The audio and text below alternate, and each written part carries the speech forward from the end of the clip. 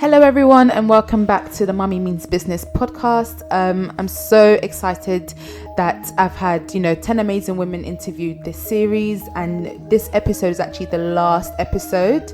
It's been great speaking to all these different mums, and it's been amazing for them to actually share their insight into how they manage their time between motherhood and work, their motherhood journey as a whole, and even giving us some tips on how you can start a business, or you can start saving, financial tips as well. So I'm really grateful for all the women who've taken their time to be interviewed, and I'm grateful for all of you for listening as well. As today is our last episode of the series, I thought it would be great to end with a bang. So I have a special guest with me. Her name is Fudia.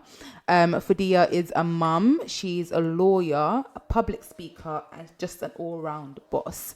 I met Fudia at one of the mummy and baby groups that I used to go to when Xavier was little, and we bonded. And she's just been, even speaking to her for the short time I've known her, she just had such wise words. She's very articulate, very intelligent. So I thought, I need to have her. And obviously I started stalking you on LinkedIn, Fudia.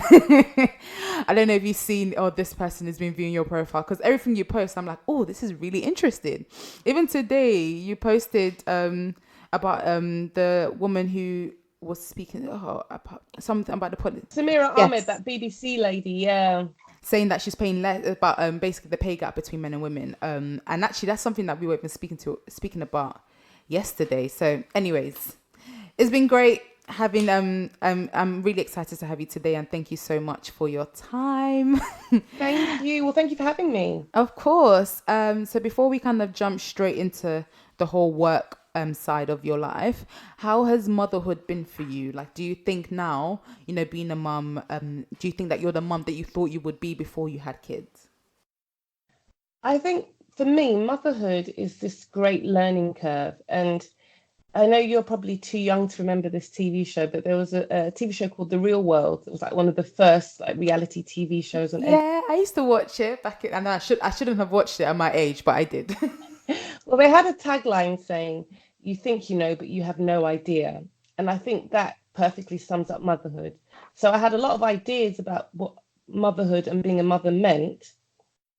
But in practice, I didn't, it's a very different thing.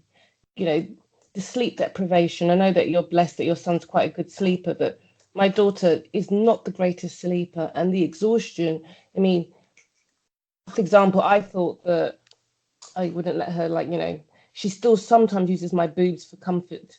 And I had very strong views beforehand about how long I was going to breastfeed for or not. But then when you're just so tired and you want to sleep, you're like, give her anything. Give her McDonald's, give her whatever will make her sleep. So I think that is the reality and the theory are a very, very stark contrast. There is a very big and stark contrast when you have your own children.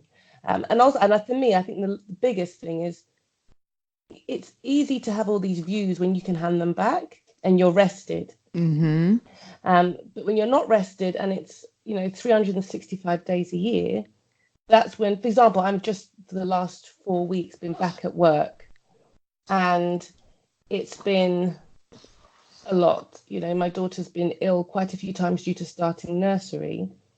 And I truly didn't understand beforehand that being a mother and working, you're doing two distinct jobs at the same time. And as much as you love your child, I definitely think it takes a while to adjust to that. It's true, because even me, before I had my son, I did have an idea in my head of the kind of mum I thought I would be. I thought I would be like a really strict parent. Like I remember I was telling my friends, from 9 months I'm going to stop breastfeeding. I'm going to do this and that. Like I really thought I was going to be very militant. But like you said, like when they're screaming and there's no way to calm them down, and all you just need to do is just breastfeed. But I've stopped recently breastfeeding, and secretly I regret stopping so early. Oh really? Only because now it's harder to comfort him. Before, if they needed some comfort, you just kind of breastfeed quickly and then they calm down. Whereas now I literally have to find, now it's his dummies. We literally have a dummy in every room. We have one in our bedroom, one in the kitchen, one in the living room, and sometimes like we have like 5 dummies in this house, but we end up losing everything. And then when he's screaming, like me and my husband are scrambling trying to find the dummy. So yeah, I definitely do understand that. But do you feel, did you, when you were obviously before you had children, did you feel any pressures as well from like families and friends to have kids quickly? Because even me, when I first got married, I think we were only married for like 4 months, and my mum was already like, yeah. Wow. She was even asking me, why did you get married if you're not gonna have a child straight away? I mean, I think definitely, I mean, I'm of African origin, so is my husband, and there's a real desire for the next generation. For us, it was a struggle to have our daughter. And so I think everyone got to a point where they were like, okay, just pray for you that you have your child. But even putting that aside, everyone who knows me has always known that I've been very clear about the things I want to achieve. I think if I were a superhero, my superhuman skill would be drive and determination. Like if I want something, I'm prepared to do what's necessary to get there and get what I want. And that puts a lot of pressure on life. I mean, I feel that everything happens for a reason. As a person of faith, I definitely strongly believe that. And if I'd had children earlier, and I'm hoping to have more children, if I had children earlier, I wouldn't have been able to achieve as much in my career as I have been able to. Um, and some people may disagree with that. I believe you can have everything, but not at the same time. Yeah, I do completely agree. I think you can do everything, but you have to really, to do it well, you have to do it one at a time. It's too hard otherwise, because even now, as I mentioned to you before we started this, I've been back at work for 4 weeks. My daughter has had some type of illness every week since going back. And the level of attention, I mean, I'm a lawyer and I have to do a lot of business development work. So going for coffees, lunches, going to seminars, giving seminars, etc. And a lot of those are either breakfast meetings or they're in the evening. Now, as a parent, I'm always having to weigh up, I don't really want to miss morning times with my daughter. I don't want to really miss bedtime either. And so there's that constant conflict between wanting to go for things in your job to wanting to be there and be an active participant in your child's life. But then how do before you had your daughter, before you had children, how did you get into that career in law? Is that something that you've kind of always aspired to do? Or is it something kind of you fell into it? Actually, you can't really fall into law. You really have to study, don't you? Yeah, I mean, but it's a good question because in a way, I was a generalist, so I liked language, I liked English, I liked history, I liked the kind of social sciences.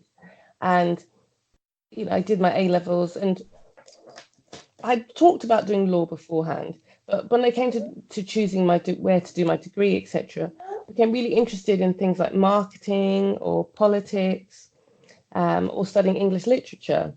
And one of the things that my parents were saying to me is, where's the career progression with these things? Now, with law, it's got a clear career path, whether you want to follow it or not. But you do a law degree, you do whether you decide to do a course, become a solicitor or barrister, then you try and find work, basically experience in a law firm or chambers, and you qualify, etc. And because I wasn't quite sure what I wanted to do, my parents, and obviously African parents love it, lawyers, doctors. Yeah. I bet they're so proud of you when you became a lawyer. Going around, my daughter is a lawyer. She's done well. So they were Yeah. saying, why don't you do law? See how you find it, and if you decide to change it, you've always got a firm degree, a firm background to rely upon. And then I was doing that, and wasn't really sure what kind of law I wanted to do. And then I did an employment elective when I was decided to become a solicitor, and it felt like home. It's an area that I think is incredibly interesting because it affects most people. Most people are in a job, or even if they're self-employed, they have, in some kind of employment relationship where they're working with or for someone.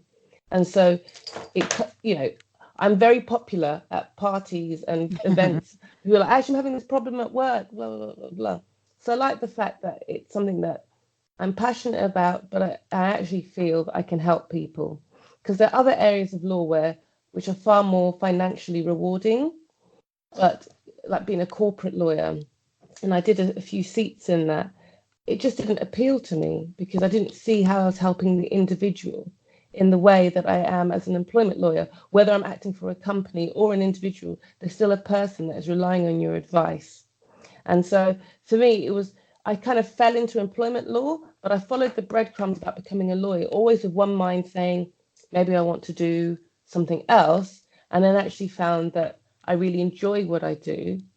But the part of me that likes writing or speaking can also be satisfied by the Yeah. stuff that I do because I write a lot about employment issues or diversity issues, and the empathy skills that I feel lawyers are not renowned for having is an area that I feel I'm quite strong in, and that's why I've kind of moved some of my career to being about coaching. Yeah, I saw that you also do public speaking and you coach as well. Like, tell me more about that. So with the public speaking is, my parents would say I've always loved the sound of my own voice. Sounds like me. I'm the same.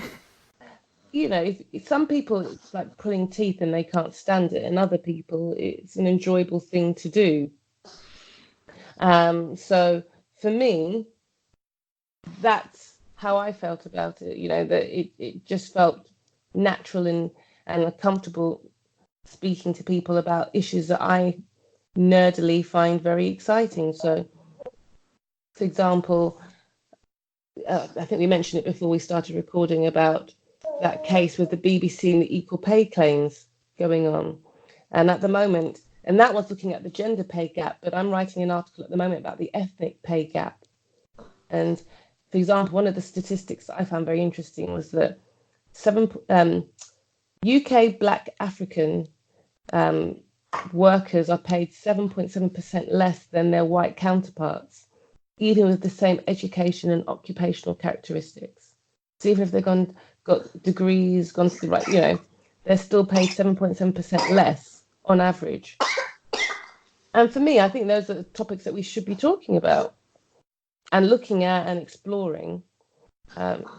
See, I love topics like that. I find it so fascinating, and I think people don't, sometimes people kind of see life at work with a rose tinted view, almost like, oh, everything is fine and dandy and everyone is getting paid the same and everything is fine, until you kind of look into articles like this and you kind of dig deeper and you realize actually there are some discrimination and there is some massive gaps, not just between gender but between race, like you mentioned. And you see that in many workplaces, but until you shine a light on it, the business won't actually do anything about it, because they're almost getting away with it. No one, because they, British people have this culture where you don't discuss your pay, you don't discuss how much you get paid or money with each other. You kind of just keep it to yourself, so you'll never know if you're getting paid less or getting paid more than someone else.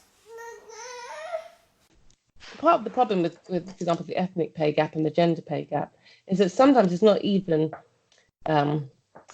overt discrimination. So, oh, because you're a woman, because you're an ethnic minority, I'm going to pay you less. But things like unconscious bias and stereotypes can play a factor. So, for example, in the same statistics, they found that Chinese workers are paid more on average than white workers.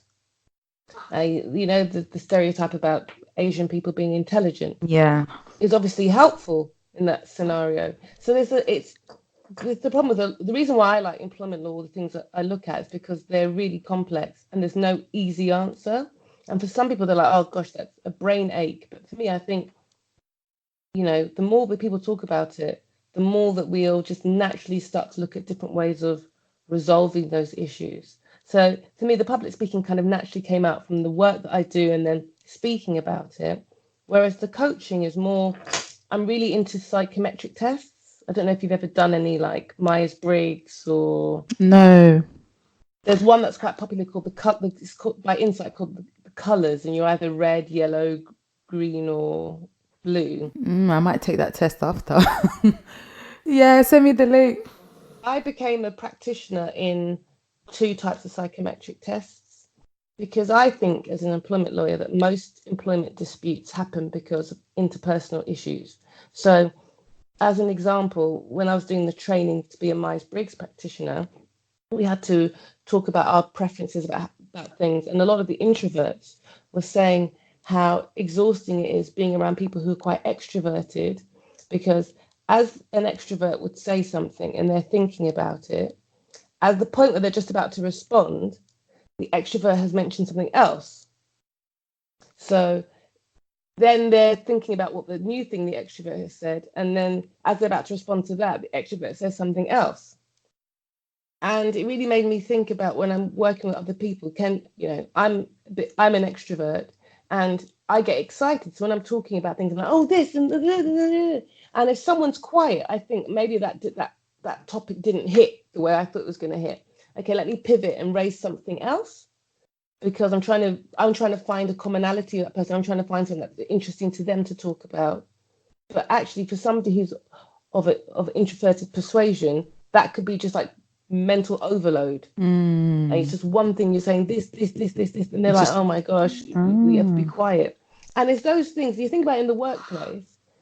A lot of those things are what cause issues, because somebody's not respecting your the way that you work, or understanding the way that you work. so it's just kind of to help bridge the gap and to help everyone understand each other almost. Yeah, and also to recognize that we're not all cookie cutters. Yeah. So, you know, particularly because either I'm a geriatric millennial or I'm a Generation X. So I'm at that age group. And the reason I mention that is because there was, pre the last 5-10 years, there was an expectation that you had to fit into work. So if everybody was shaped like a square at work, if you wanted to succeed, you have to be shaped like a Yeah. square. And I find that younger workers tend to be like, no, I'm a triangle Yeah. and I don't want to fit in that. And I think that's why so many younger um, people are now self-employed, Yes. because these issues haven't been addressed. Yeah, definitely. I actually completely agree with that. I think it is that you don't, especially the millennial and kind of the new generation. They just don't want to. They don't really fit in that mold, and they're a lot more creative with their thinking, and they want to be free to exercise that creativity. So if they don't find that in a specific workplace, they just create their own work environment. But obviously, you mentioned earlier that you with your work and with the lifestyle that you have at work, sometimes you have to do early mornings and late nights. How are you able to manage kind of your time now you've gone back to work in the last 4 weeks? Between motherhood, work, and also taking time out for yourself as well. Um, it's funny, I was just listening to a Jim Quick. I don't know if you've ever heard of him. He's got a podcast and a YouTube account. And he was talking about, he had somebody, I think like a Buddhist monk, talking about discipline and willpower. And I strongly believe that you are the habits that you follow. So for me, before I even had my daughter, I had the whole routine about the things I would try and achieve in the morning, which would be to meditate for 10 minutes, pray, do some exercise, um, listen to a TED talk or watch a TED talk, listen to affirmations, and then read a some kind of, I don't know, book, to either business book or kind of self-help book. I mean, I hate the term self-help, but things about how to manage your time more effectively, financial matters, whatever, something that I thought would be educational. And that sounds like, when I used to tell my friends that, they'd start yawning halfway through. They're like, oh my gosh, that just sounds so intense. And how are you doing that? And I was able to maintain a lot of that during maternity leave. And now I'm still doing it. And it requires real discipline, willpower, and good habits. And this Buddhist monk was saying is that you can do all of that because you have a passion, you have to have a purpose behind what you do. So for me, it's about using time effectively. So while I'm exercising for 10 minutes, I will listen to a podcast or listen to my affirmations or listen to a TED talk. While I'm in the shower, I'm listening to something, because I'm not going to get a lot of time to myself now that I have a child. And it's about being ruthlessly efficient. So, before I go to bed at night, I've looked at my diary because I had a horrendous day last Thursday where I missed a ton of meetings because my daughter had been sick and I basically missed a day of life. So I thought it was the 23rd, but it was the Oh 24th. my God. And Oh then I was just like, no. no, running around. And so now it's made me even more anal. I have like a paper calendar as well as, my online one. And I reread a summary of getting things done, which is like the Bible of productivity. And, I set up on my computer like a spreadsheet about what I need to get done. And for a lot of people, this will sound too much, but I think one of the things that I've noticed from my friends who've had kids before me is that the ones who seem to be able to do more are those who are incredibly efficient. So packing stuff the night before, knowing what I'm going to wear, you know, making batch meals on a weekend so that, if I go to a meeting late, all that my husband has to do is defrost something so that, making my daughter's meals, batch cooking them so that, again, whoever picks her up, she can be fed, and that just speeds up the process. And I think that although there's a part of me that sometimes misses just the carefreeness of, oh, I don't know what I'm going to do today, I don't know what I'm going to wear today, I'll, figure things out during the day. My desire to be able to be productive and do the things I want to do outweighs that. And so it's about, I watch very little TV. And I realized that because my husband keeps threatening to get rid of the Sky, because he's like, we've got Netflix, we've got Amazon Prime, you don't even watch the thing. And it's true, because if I want to, a lot of the books I've read have said that, the most productive and creative people will read a book a week. Now, I am not one of those, but I try and read one or two books a month. And if I'm watching, and most of the times if I'm watching TV, it'll be crap like Catfish or whatever that I've seen a billion times, and it's Just not like really background noise. Yeah. exactly, because I now see watching series as like a treat to myself. When you're sick or you're off, just spend a week binging, because you don't have to watch TV in the old way. You had to be following it religiously. You can just binge watch it, because I don't. If I want to, I try and write new content for my website at least once a week. And all of that takes time. And so I've got to say what is important to me. What is important to me is spending as much time as possible with my daughter, finding time to keep me healthy, so physically, mentally, spiritually, and continuing to progress in my career. And yeah, I've got a finite amount of hours in the day. When I wake up, to the moment I put my head on the pillow, I need to make sure I've used that time effectively. Because, without wanting to sound like all of the self-help gurus, time is the one asset we have really no control over. And it's the most precious thing. And so for me, I want to try and fit back into all of my clothes summer 2020. So putting the effort in exercising, even if I can't get to the gym, but just doing 10 minutes a day, is important to me. So I make it a priority. Do you know what? You're right, because I find that I am my best self, and I'm a lot happier when, like, every morning. I remember when I was at work, when I was on maternity leave, I kind of slacked a little bit, but I'm getting back into it now. But every morning, so every Monday, I'll write down a list of everything that I need to do for the week, and every day I'll write down a list of everything I need to do for the day.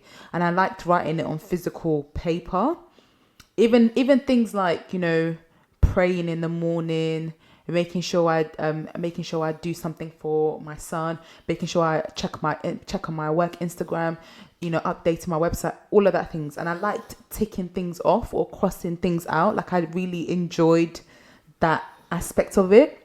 And that's why even on my phone now, I started to write it. But I have a notebook, and I've brought out my notebook, and I'm actually going to physically write it. But once I tick all of that off for the day, and at the end of the week, and I realize I've ticked everything for the week, I'm so much happier, because then I know that I didn't just like wake up at 12, mope around for the day, and then before you know it, it's the end of the day, and then I haven't done anything. So, you know, being productive is kind of the way to manage your time, because then, like you said, I am able to be the best wife, be the best mum, be the best worker, and still provide everything and not feel overwhelmed, because I've really, you know, planned things properly. And I'm trying to get back into it now, because I've really slacked over the last year. I've just been like a sloth, basically. Thing is, you haven't, because I'm sure your listeners will agree with me. You definitely haven't. I mean, when we met on your maternity leave, I was so impressed that you were still doing things whilst, if you had to bring your son to meetings, you were doing it. You definitely are the opposite of sloth. I just think, we particularly you're still on maternity leave right now. Yeah, so I have 2 weeks left. Exactly, and that's a precious time. So for me, I look at September is my birthday month. It's the academic year start. And so when I went back to work, I very much had that attitude of, I'm back. I've got, what do I want to achieve this academic year? What do I want to achieve from September onwards, my first year back at work as a working mother? And so I have found it helps to be more regimented. When I was on maternity leave, yeah, I was still doing bits here and there, but that's the joy of maternity leave. It's to spend time with your child. And once you're back in the grind, you won't have as much time with him, no matter how much you will juggle things for that to be the case. So enjoy it and don't have any guilt about it. For Yeah. me, I know what I want to achieve over the next year. And I one of the mottos I live by is plan your work and work your plan. And that is on the big scale. So, I want to have X number of clients paying me this point by this point. And it's also on the micro. So, you know, I make my bed every day and make sure that the dishes are washed before I leave the house, and make sure I've bought Eliana, my daughter, her snack before I come home, so she can have it in the buggy on the way back to the house. It's like doing these little habits to get the big ticket items. And for me, I found that really, really helpful. But did you feel guilty about going back to work? No, I mean, I must admit, I didn't. I was still doing little bits while I was on, like, for example, I qualified in one of these psychometric tests while I was on maternity leave. I did the course. And I think for me, it's because I grew up in a household where my mother worked full time throughout. And I'm sure my mum would say that she didn't want to, but she had to. Um, but I've never felt like I didn't have a good relationship with my mother because she was working. Yeah. In fact, I feel that it made her a really good role model for my sister and I, having my mother who was holding it down as a mum, as a wife, as an employee. My mum studied while she still had us. And in fact, to be honest with you, the only downside of having a mum like that is that you can kind of feel that you're a bit of a loser, because my mum was doing so much without family support, because obviously Yeah. our family was back home. My mum would cook a new meal every evening and do XYZ. And here I am moaning about doing half of the things that she does. But my mum says it was a different era and you do what you have to do when you have to do it. Um, but no, I didn't feel any guilt, because I want my daughter to feel like she has options. And, if she wanted to be, I'm someone who's a proud feminist. And I know for certain crowds that's like a dirty word. But for me, I am glad that I have my own skills, and I don't think God gave me these skills not to use them. Um, I wouldn't be comfortable being a housewife, and I don't say that dismissively of people being housewives. I just don't think that's my calling. And to be honest with you, my daughter is enjoying nursery so much, it's actually a little bit sickening. It's a little bit sickening because last week she cried when we picked her up. Oh no! Incredibly hurtful. We were like, How dare you? how dare you?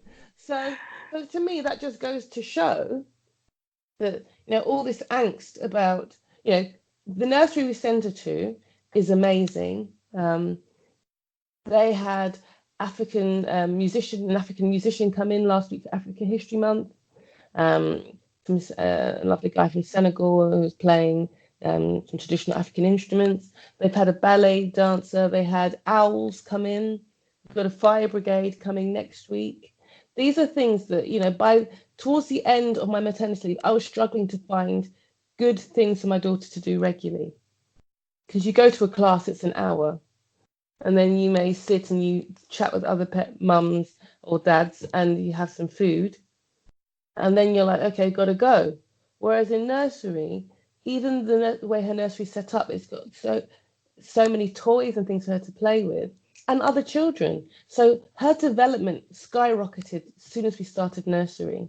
So she was cruising for many weeks and taking a few tentative steps here and there, but she wasn't really making the breakthrough of walking properly.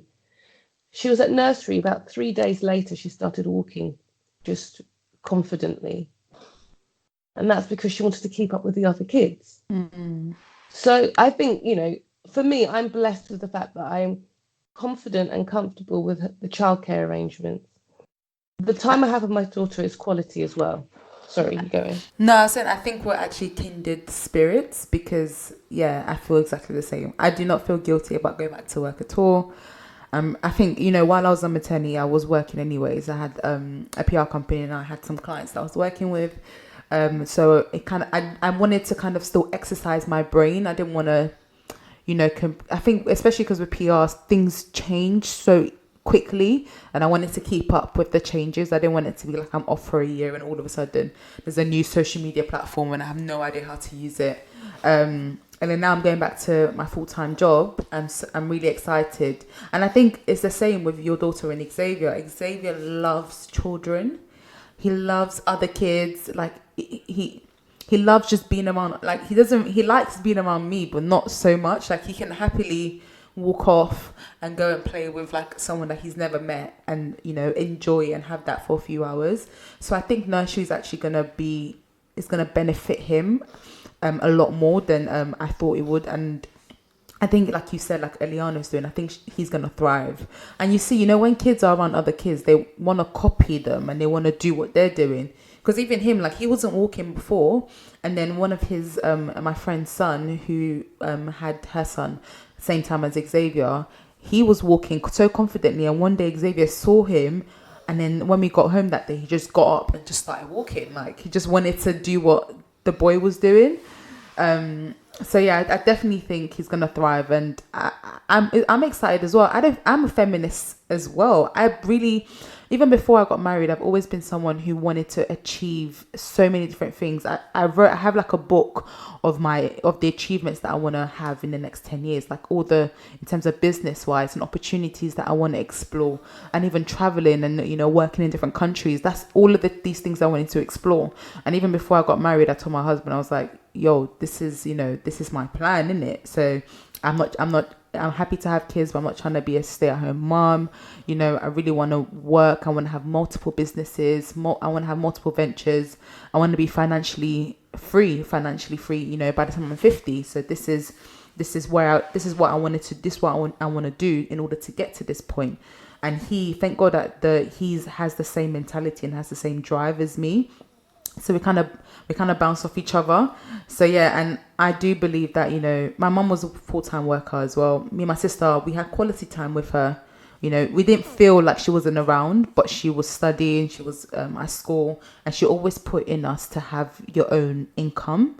Like, even though it's good to, be in a marriage and be in a family, but have something that you can say that it's yours, that you are contributing something towards it. And it's good for your children as well to see mummy is so hardworking, mummy's smart, mummy's teaching me all of these things, mummy's doing all of that. And not saying that you can't have that, staying at home, because I know many stay-at-home mums that are fantastic and are amazing, but I think for me it's just not in my blood.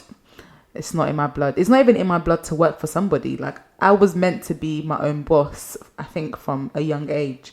And I just need to put in the steps to get to that. But yeah, everything you're saying, I was literally nodding my head like, yes, this is me. This is me. And all that. I mean, and as you said, I totally respect people who take a different view. And I think that's the beauty of feminism and diversity. If people want to stay at home and they feel that's what they're called to do, I think that's great.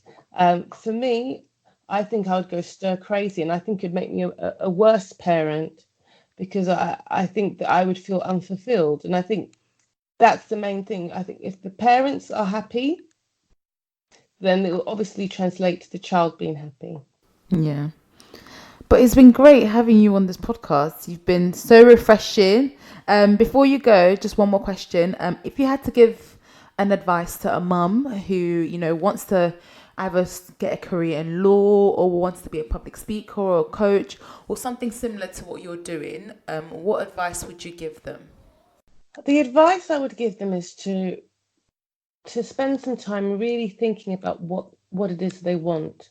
So, you know, if somebody said they wanted to be a lawyer, okay, what type of lawyer? Do you want to be a solicitor? Do you want to be a barrister? Now, you may not know what the difference is. How can you research it? Who can you speak to? What work experiences can you get to try and help you decide what it is that which arm of the profession you want to go into? Um, Also, an honest appraisal of yourself. Do once you've done the research, would this meet the need I have? So, some people want to be a lawyer because they think it sounds good, or it means that people will automatically think you're intelligent. And I can say that I've met many lawyers, myself included, who have very stupid moments, and that doesn't mean anything. And so it's important to be clear on what it is you're trying to achieve. And if you've done all of that and you say, yes, I still want to do law, then it's really about looking at, your finances. What law school can you get into? If you've done a law degree, if you haven't done a law degree, you have to do a conversion course, weighing up the cost of all of that and breaking it down into bite-sizable chunks, because anytime you think about any kind of change, it can be really daunting. So I don't know what age most of your viewers are, but if you're at, A-level stage, or pre-uni stage, or even in uni, use your career service effectively and get advice on what a career in law looks like. And if you're somebody who's maybe looking for a second career, there are lots of resources available online. I'm trying to think of some, that the Law Society website alone, but there are also some kind of like chambers guides for students or people trying to enter into legal profession to get some knowledge. And then network. One of the things I think women are not so good at, and also I think people who might be um, not native to this country or second generation, is that they they underestimate the importance of networking. And I remember, and this will really age me, but I went to, like, I think it was the first Garage Music Awards, and it was in Alexandra Palace. And I was with one of my really good friends, and there was a lawyer there, an entertainment lawyer for Soul to Soul and some other artists. And at the time, I was thinking I wanted to be a media and entertainment lawyer. My friend basically bullied me to go up to this guy and basically say to him, "Hey, my name's Fudia. I'd really interested in what you to do. Can I have a chat with you?"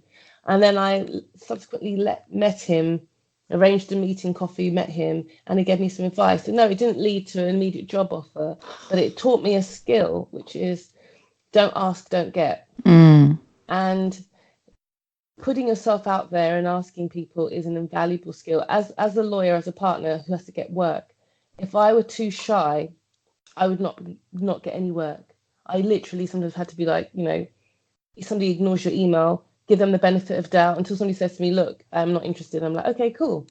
And developing that thick skin and that go-getter attitude, whatever profession you want to do, it's never too late to develop that skill. And networking and asking people for help, you'll be surprised who can help you. Help can come in the strangest of places. So I think that would be my advice. Research, weigh up the costs, look at the things, do an honest appraisal of yourself, whether that's by yourself or with family or friends. And then once you're certain about the path you want to proceed in, break it down into bite-sizable chunks, if it's like looking for what law school to go to or work experiences, and network the hell out of the situation, asking family and friends, setting up a LinkedIn account and seeing who you can speak with. I mean, even look at us. We met on maternity leave, we exchanged details.